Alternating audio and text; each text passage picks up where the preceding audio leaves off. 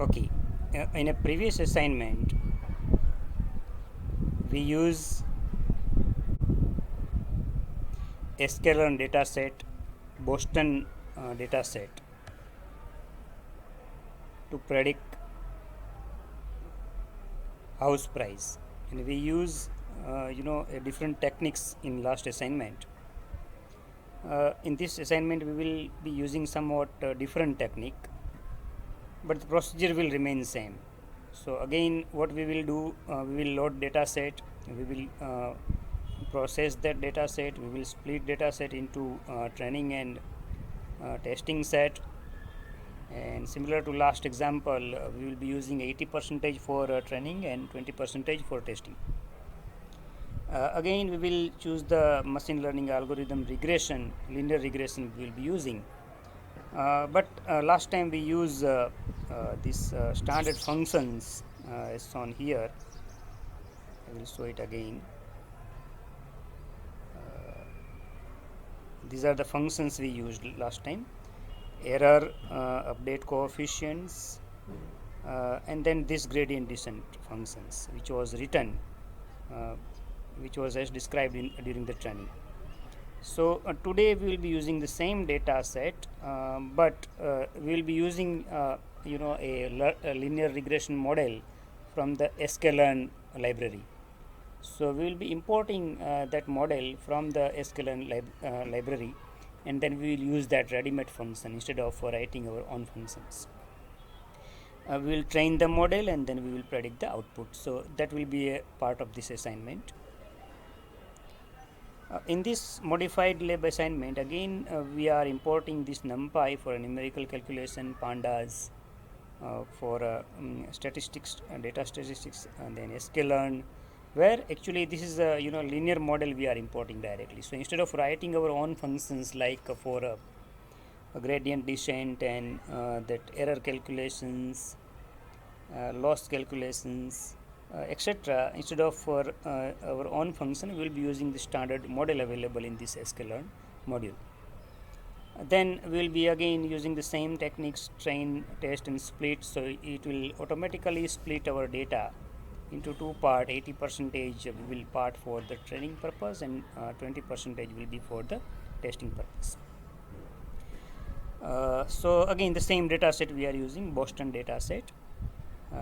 We load that Boston data set into housing variable, where all this data set will be there. Particularly when we use this, it will give us, it will print all this data, but it's very difficult to visualize this data here, because that's why another things used here, housing dot description. So it will describe summary of the data actually.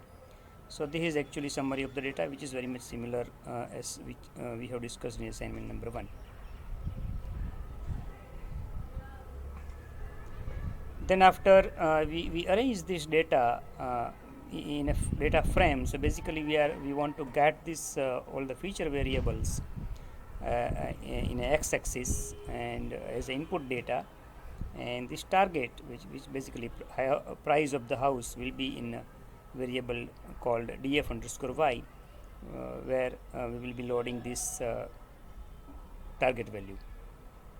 If we describe it again, it will be available here. So x features like what are the crimes in that particular area and all such features will be loaded into this x as an input, and y will be our target output, which is actually price of house. So this is actually price of house data, where total number of data is 506. Minimum value of house is 5 lakh, and maximum value is 50, and these are all the percentile. As you can see that median value and mean value both are almost similar. Then we will define the regression model. So here I am writing variable lm, where linear_model dot linear regression. This is the model we will specify here. In last assignment, we use discrete functions to calculate the linear regression. Here we are using the ready-made function available with us.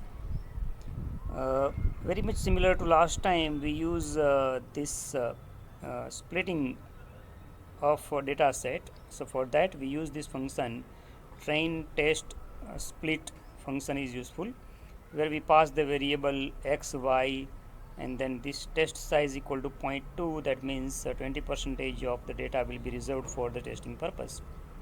If we specify here 0.3, then 30% of the total data will be reserved for the testing purpose, and remaining 70% will be useful for the training. But in our case we will be using 80% of total data for the training purpose, and remaining 20% will be useful for the testing purpose. Random state we are going to use is a 42. Then we will fit the model with help of this function lm.fit. We will be feeding these two variable x train and y train. So training data set we will feed, and this will train our model based on the linear prediction. And after that actually it will predict all the coefficients, and this is how we will print some coefficient just for the visualization purpose. These are the predicted values available. So price prediction will be available here. So here we will supply x test. So once the model is trained, now we would like to see whether whether it is properly trained or not. So for that lm.predict will give us the predicted values.